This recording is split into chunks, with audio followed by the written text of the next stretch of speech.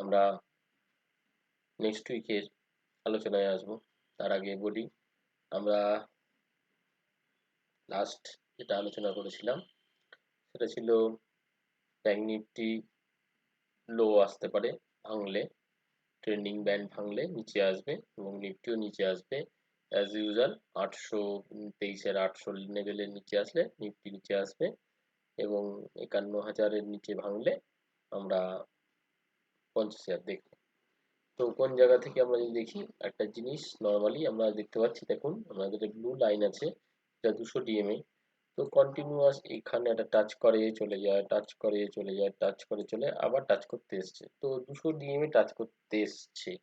এবার প্রশ্ন হচ্ছে আমরা এর ওপরে যাব না এর নিচে, এখান থেকে টাচ করে ঘুরে চলে যাব না এর নিচে যাব। তো আমরা শর্টার টাইম ফ্রেমে যদি আসি, এখান থেকে যদি আমি শর্টার টাইম ফ্রেমে এখানে চার্ট দেখি, তো প্রাইস এরকম একটা বন্ডেজ এরিয়ার মধ্যে ছিল প্রাইস, তার ব্রেকডাউন হয়েছে এই সপ্তাহে। ওকে, তো অ্যাজ এ এইরকম স্ট্রাকচারের মধ্যে দিয়ে প্রাইস গিয়েছে, তো দেন প্রাইস এরকম ভাবে ফল আসবে। ওকে, 200 ডিএমএ নিয়ার সাপোর্ট আছে, তো সেই সাপোর্ট যতক্ষণ না ভাঙছে ফার্দার ফল আশা করি হবে না। তোমাদের প্রাইসের জায়গা থেকে এটা আছে এবং বাজারে নিউজ কি আছে, যে বাজার এই যে পড়ছে তার কারণ যে এফআইআই সেলিং। এফআইআই কেন সেলিং করছে? নর্মালি আমরা জেনে থাকি এফআইআই রা ডিসেম্বরের দিকে সেল করে, এবার আগে অ্যাডভান্স সেল করছে কেন, ওটা এখানে। তো বাজার অ্যাজ এ আমার মনে হয় রিসেন্টলি 3 মাসের একটা টপ করে নিয়েছে। কোন জায়গা থেকে? কারণ আমরা দেখতে পারবো যে এর বড় পিকচার যদি যাই আমরা, দেখা গেছে যে প্রাইস তো বড় ফল আসলেই 200 ডি এর কাছাকাছি আসে। ঠিক আছে, তো সেটা উইকলিতে যদি আমরা আসি, উইকলি এর কন্ডিশন কি? উইকলিতে দেখা গেছে যে প্রাইস এই যে ফল হয়েছে, তো কন্টিনিউয়াস একটা 10% মিনিমাম ফল থাকে দেখা গেছে। তো আপাতত এখনো ট্রেন্ড ভাঙেনি, উইকলি ট্রেন্ড ভাঙেনি, এখনো টাচ করতে আসছে মানে 49,000। তো আমাদের ফার্স্ট রাউন্ড অফ কারেকশন আমার মনে হয় এর আশেপাশে শেষ হবে, অ্যাজ এ ব্যাংক নিফটির জায়গা থেকে যদি বলি। তো কেন, সেটা শর্ট টাইম ফ্রেমে গিয়ে আমরা আলোচনা করব, চলুন।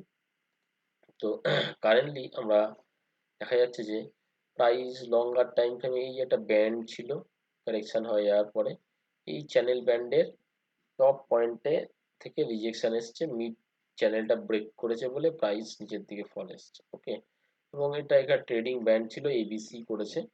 তো অ্যাজ এ ওয়েভ থিওরি আর রুলস অনুসারে এই যে এবিসি করেছে, এই বি কমপ্লিট হওয়ার পরে সি এর কারেকশন আসছে এবং স্পিডে আসার কথা আসছে সেটা। তো কেন স্পিডে আসছে সেটা পরে আমরা ব্যাখ্যা করব।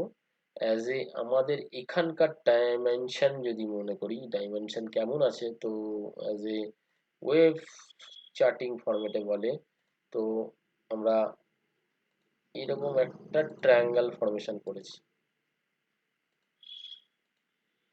ওকে, তো এই ট্রায়াঙ্গেল ফরমেশন করেছি, তার নিচের দিকে ব্রেকডাউন আসাতে প্রাইস নিচে যাবে। প্রাইস নিচে কত দূর যাবে, এই ট্রেন লাইন ছুতে আসবে। ওকে, এই মেজর আমাদের যে সাপোর্ট লাইন আছে 49,200, কোন কন্ডিশনে এই চ্যানেলটা দেখুন, মিডিল চ্যানেল যেটা আছে আমাদের, এইখানে মিডিল চ্যানেল, এই ডাউনফল যেটা হচ্ছে তার একটা মিডিল চ্যানেল এখানে আছে, তার নিচে 50,000-এর নিচে স্ট্যান্ড বাই হলে আমরা সেই জায়গাতেই এসেই বন্ধ রেখেছি। আমরা 50,000-এর নিচেও যাইনি, এই পয়েন্টটাই এখানে বন্ধ করে রেখেছে। তো আমরা এই যে লো করলো, সেই লো এর নিচে ট্রেড হলেই আমরা নিচের দিকে আরো 800 পয়েন্ট যাওয়ার জায়গা আছে। তো আমাদের final one round of correction এখানে এসে কমপ্লিট হবে আমার মনে হয়। তো এটা হলো আমাদের ইন্টারনাল কারণ, কিন্তু এক্সটার্নাল কারণ কি, যে আমরা উঠবো কিনা প্রশ্ন। আমরা, আমার মনে হয় না এই টপ ক্রস করবো আপাতত 3 মাসের বিরুদ্ধে।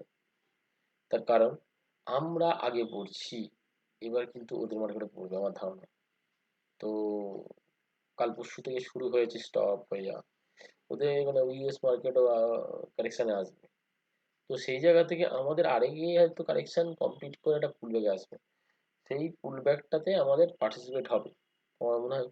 রাউন্ড আপ আমরা যেখানে আছি সেখান থেকে আমাদের মিনিমাম টার্গেট হিট করেছে যদি আমরা দেখি।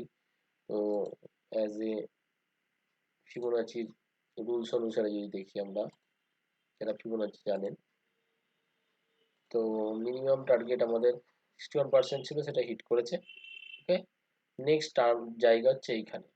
তো 49-এর একটা স্ট্রং সাপোর্ট লাইন, এখান থেকে চ্যানেলিং ট্রেন লাইন আছে, বা আপনি যদি এই পয়েন্ট থেকে এমনি নর্মাল ট্রেন লাইন টানেন, এই ট্রেন লাইনটাও আমাদের এই পয়েন্টের কাছাকাছি এসে চেক করছে। তো আমাদের এই 50,000, 49,800-900 এটা যদি ব্রেক করে, নেক্সট ভালো স্ট্রং সাপোর্ট লাইন আছে আমাদের 49,000। তো এই জায়গাতে এসে একবার মনে হয় অ্যাজ এ অ্যারেস্ট হওয়ার চান্স আছে। তো অ্যাজ এ অ্যারেস্ট হওয়ার চান্স আছে, তার কারণ আমাদের ওদিকে মার্কেট পড়া থামলে আমরা এখানে এসে থেমে যাবো আশা করি। তো এখান থেকে একটা পুল ব্যাক আসবে, সেই পুল ব্যাক যদি 52,500-কে না ক্রস করতে পারে, তাহলে আরো ফার্দার ফল আছে আমার মনে হয়। সেটা এক্সটেনশন হবে, মেবি আরো 1 মাস এক্সটেনশন হবে, তাহলে আমরা 2 মাসের একটা কারেকশনের ভিতরে ঢুকছি যদি মনে হয়। তো আমার যে কোনো বাইং যদি বলেন, তো 50,000 লেভেলের কাছাকাছি আসলেই আমি বাইং স্টার্ট করতে পারি, কিন্তু শর্টার টাইম ফ্রেমে। তো অ্যাজ এ পুল ব্যাক আসবে, 50% পুল ব্যাক আসবে, দেন প্রাইস। এবার যদি এর ভিতরে গিয়ে দেখি আমরা, শর্ট টাইম ফ্রেমে দেখুন, তো আমাদের এটা ট্রায়াঙ্গেল ফর্মেশন করে তার ব্রেকডাউন হয়েছে, এখানে ব্ল্যাক লাইন বেরিয়ে এসেছে। এইখানে দেখলে দেখা যাচ্ছে যে প্রাইস এইখানে যে মুভটা করেছে, ডাউনওয়ার্ড মুভটা করে, সেখানে আমাদের, তো যদি আমরা এবিসি আকারে যদি ধরি, তাহলে ফাইনাল মানে যেটা এই টার্গেটটা, এইটা এবিসি আকারে যদি ধরি, তাহলে আমাদের এখানে টার্গেট হিট করেছে। তো এইটা আবার একটা এবিসি টাইপ যদি ক্রিয়েট করে, তো প্রাইস এখানে একটা টাইম কানেক্ট বাউন্ডিং এরিয়ার মধ্যে থাকবে। তো এই লেভেলটা যেই গেলে সেলিং আসবে, বা এই পয়েন্টটাই গেলেই সেলিং আসবে, 50,800-900 এই জায়গাটা। এইখান থেকে ব্যাকিংয়ে যদি আসে এবং সেই এই লোটাকে যদি ব্রেক করে 49,800-900, দেন ফার্দার আরো 800-900 পয়েন্টের ফল আছে। তো আমার মনে হয় এনি পুল ব্যাক শট করা যায়, এই লেভেল ভাঙলে একটা শট করা যায়। স্ট্যান্ড বাই হওয়া দরকার, ব্রেক করে হয়ে গেল, নেমে গেল, উঠে গেল, এই করেছে আগের দিন। তো শর্টের টাইম ফ্রেমে যদি, আরো শর্টের টাইম ফ্রেমে যদি দেখি, তো কি কন্ডিশন আছে দেখুন। আমার এই শর্ট টাইম ফ্রেমের ইন্টারনাল কাউন্ট যারা করতে পারেন, তো আমার মনে হয় এরকম কাউন্টিং আছে, যারা বুঝতে পারবেন। তো 1, 2, 3, 4, দেন 5, এইখানকার কাউন্টিং কমপ্লিট হয়েছে বলে প্রাইস এখানে এসে অ্যারেস্ট হয়েছে।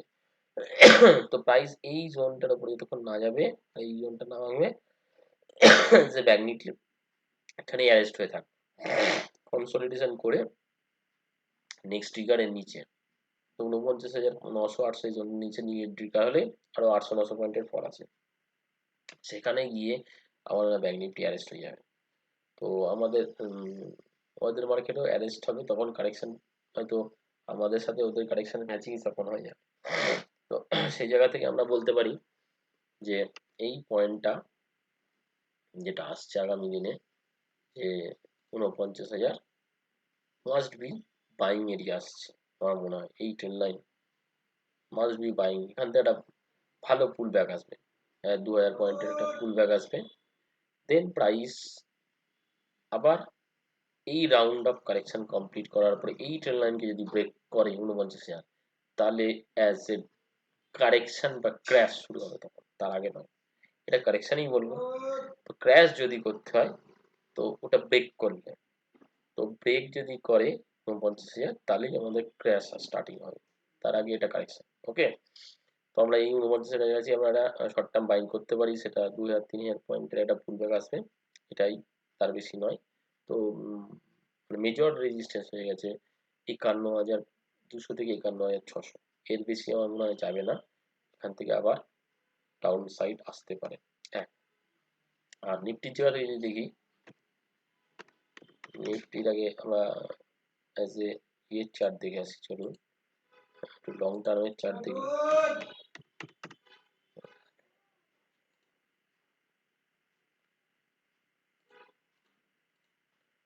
তো দেখুন এটাও 200 ডিএম টাচ করছে, 200 ডিএম আমাদের একদম টাচিং পয়েন্টে আছে। তো দেখা গেছে যে এই যে 200 আমরা 10% উপর কারেকশানে বসে আছি। আগে আবার 200 টাচ করেছিল, এটা কোন সালে দেখুন, 23 সালে। তো এইরকম একটা কারেকশন আসছে, যদি হয় তাহলে আরো ফার্দার কারেকশন আছে। তো আমাদের তো অ্যাজ এ ট্রেন লাইনের জায়গা থেকে যদি দেখুন, এই পয়েন্টের ট্রেন লাইনের সাথে কানেকশন করে দেখুন এখানে, নেক্সট এই পয়েন্টের সাথে ট্রেন লাইন কানেকশন করে দেখুন, ঠিক আছে। এখানে মানে 23-এ একটা ভালো সাপোর্টিং লাইন আসছে। তো এটাই আমার মনে হয় এই রাউন্ড অফ কারেকশন কমপ্লিট হওয়ার জন্য 23,000 জোনটাই ভালো সাপোর্ট। 23,000-এর আশেপাশে এই জায়গাটা একটা চান্স ভাঙবে আমার মনে হয়। এই ট্রেন লাইনটা 200 নিয়ে ভাঙতে পারে, কিন্তু ট্রেন লাইনটা এই জায়গাটা ভেদ করবে না, হয়তো একটা পুল ব্যাক আসবে। তো তার একটু আলোচনা করি আমরা শর্টার টাইম ফ্রেমে এসে। তো আমরা এইরকম একটা চ্যানেলিং ট্রেন্ডে আছি। তো লোয়ার চ্যানেল, মিডিল চ্যানেল, এটা যদি বলেন তা আমাদের মেন ট্রেন লাইন পয়েন্ট আসছে 23,200 থেকে 23-এর এই জোনটা। তো এই পয়েন্টের ট্রেন লাইন আছে, এটাকে আমরা একটু ডার্ক করে দিই,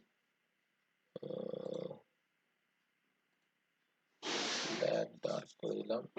এই ট্রেনটা আমার মনে হয় এইখানে এসে অ্যাজ এ এর first round of correction complete হবে, কারণ এটা এবিসি আকারে আসছে, আমরা আগে থেকে আলোচনা করেছি। তাই যদি হয়ে থাকে তো আমার মনে হয় তো আলটিমেট টার্গেট এর আশেপাশে এসে থামবে। তো মিনিমাম টার্গেটটা হিট করে গেছে 23,600, যেটা 800 নিচে রেড হলেই 24,800 এইসব ভাঙলে আসতো। মিনিমামটা হয়েছে, ম্যাক্সিমামটা এই জায়গাটাই আছে, লাইন সাপোর্ট আছে। আমরা এখানে এসে থামবো এবং এখান থেকে একটা পুল ব্যাক আসবে। আমার মনে হয় 1000 পয়েন্ট ম্যাক্সিমাম পুল ব্যাক আসতে পারে, 24,000 আসতে পারে, তার বেশি আসবে না। তো এইখানে এসে বাইং, কোনো স্টক বা ইন্ডেক্স বাই করার থেকে এইখানেই বাই, তার মাঝখানে বাই নেই। ওকে, তো আমাদের কাজ হলো এইখানে এসে আমাদের বাই। তো এখানে কি আমাদের টোটাল এখানের 61% এরিয়া আছে আবার। তো 23,188 খুব স্ট্রং জায়গা। আমার মনে হয় এই জায়গার আশেপাশে অবশ্যই শর্ট কাটা উচিত। তো এরও ফার্স্ট রাউন্ড কারেকশানে কমপ্লিট করার দিকে যাচ্ছে। আমরা মেবি ডিসেম্বরের ফার্স্ট উইকের আশেপাশে গিয়ে আমার একটা র্যালি হবে আমার মনে হয়, যেটা সান্তা র্যালি বলা হয়, সেটা একটা র্যালি হবে। প্রায় 1000 পয়েন্টের র্যালি নিফটির ক্ষেত্রে হতে পারে। তো প্রাইস এই পয়েন্টের জায়গা থেকে প্রাইস কন্টিনিউ উপরে যাওয়ার ক্ষমতা রাখে, সেটা কখনোই আমার মনে হয় না এই 500 যতক্ষণ না ক্রস করবে, 24,500 আমার নিউ হাই দেখবো না আপাতত। তো পুল ব্যাক হবে আমাদের, পুল ব্যাক হতে পারে 24,000 পর্যন্ত পুল ব্যাক হতে পারে।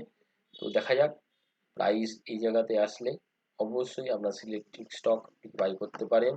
আর একটা জিনিস বলে রাখি, আমাদের যাই হোক, আমরা ওদের মার্কেটের কারণে আমরা হয়তো হিউজ মুভমেন্ট করব না, আমরা পুল ব্যাক আসবে, এটাই এটাই হবে আমাদের এই বছরের লাস্ট ফাইনাল রেজাল্ট, যে আমরা আগে পড়ছি, ওরা পরে পড়বে ইউএস মার্কেট, দেন আমরা হয়তো আগে উঠবো, কিন্তু ওটা ম্যাচিং করার জন্য টাইম লাগবে। আমার মনে হয় সেই কারেকশনটা ডিসেম্বর পর্যন্ত চলবে আশা করি।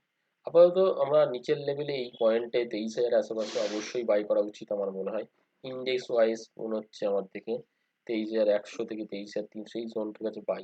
শর্ট যদি করতে হয় অ্যাজ এ আমরা 23,800, 900, 700 এই জোনটা পেলে তাহলে আমরা শর্ট করবো, আদারওয়াইজ নয়। কারণ দেখুন, আমরা এই ব্যান্ডে মিডিল ব্যান্ড যেটা আছে 23,900, এটা ব্রেক করার জন্য আমরা লোয়ার ব্যান্ডে এসেছি। আবার মিডিল ব্যান্ডে যদি যাই তো আমরা শর্ট করতেই পারি, 800, 900 এই জায়গাটা শর্ট করতে পারি। তো ম্যাক্সিমাম এই চ্যানেলটাই স্টপ লস দিতে হবে। তো শর্ট যদি করতে হয়, আপসাইড গেলে শর্ট, যদি কালকে যদি ভেঙে নিচে চলে আসে, তো 200-300 পয়েন্ট নিচে চলে আসে, আমার 300 পয়েন্টের জন্য আমাদের এই রিস্কটা নেওয়া উচিত নয়, যে এখানে আবার একটা 300 পয়েন্টের মুভমেন্ট পাবো। তো ডে টু ডে যদি কেউ করতে পারে সেটা আলাদা ব্যাপার, পজিশনাল যদি করতে হয় আমার মনে হয় 23,000-এর আশপাশে স্টপ লস দিয়ে আমাদের লং পজিশন নেওয়া উচিত। তবে সেই লংটা হিউজ লং না, কারণ বলছে না প্রাইস কন্টিনিউ আবার উপরে যাবে। তো একটা লাইট লং নেওয়া যেতে পারে, কারণ আমরা এখানে 61% লাইন আছে, বোথ এখানে ভালো ক্যান্ডেল স্টিক, বা এখানে ক্যান্ডেল স্টিক চার্ট যদি দিই আমরা, ক্যান্ডেল স্টিকের সাপোর্ট আছে। তো আমার মনে হয় 23,100, 200 এই জোনটার মধ্যে আপাতত first round of correction complete হবে। ক্র্যাশ হতে গেলে আমাদের এই লাইনের নিচে আসতে হবে। এটা 200 DM এর নিচে এবং এই মেজর ট্রেন্ড লাইনের নিচে আসলে তাহলে ক্র্যাশের গল্প আসবে। আমার মনে হয় 10% কারেকশন অবভিয়াসলি এখানেও তো 10%ই কারেকশন। যদি দেখুন এটার কারেকশন মাপতে আসুন, দেখুন 10% কারেকশন আছে ওয়ানে 2 days, অলমোস্ট 10% কারেকশন আছে, 9% কারেকশন। তোমরা এখন পর্যন্ত কত পার্সেন্ট কারেকশন করবে? 10টা তারপরে আগে আমার মনে হয় 10% কারেকশন আছে, তার মানে এখান থেকে এটা আরো 1-2% ধরে নিলাম, ধরেই এগোলাম। তো এখান থেকে একটা পুলব্যাক ভালো আসবে, আমার 1000 পয়েন্টের পুলব্যাক আসবে।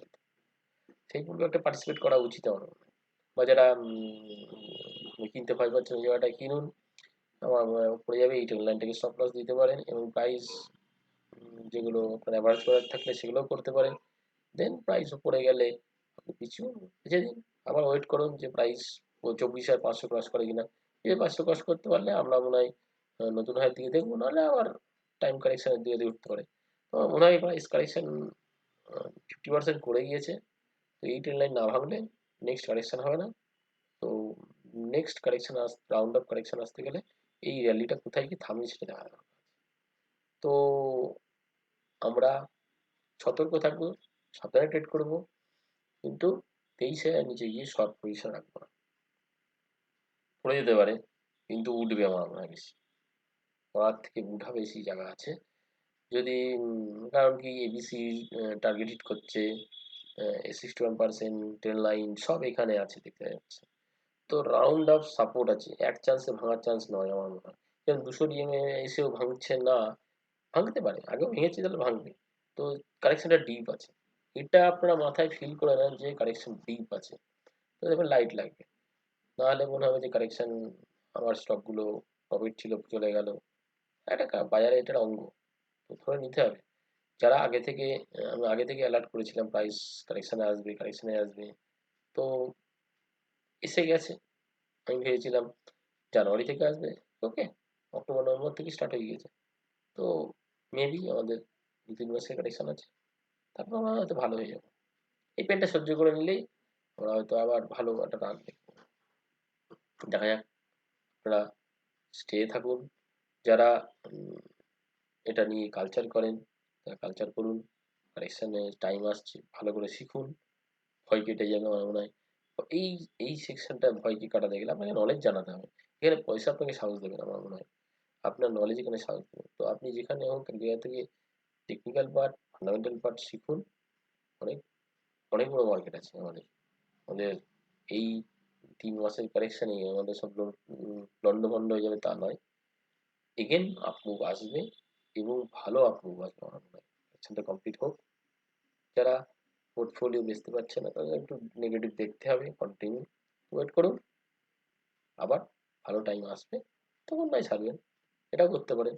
বা আগামী 3 মাস এটুকু বলতে পারি, আগামী 3 মাস মিউচুয়াল ফান্ড এবং সিলেক্টেড শেয়ারের ভালো বাইং টাইম আসছে।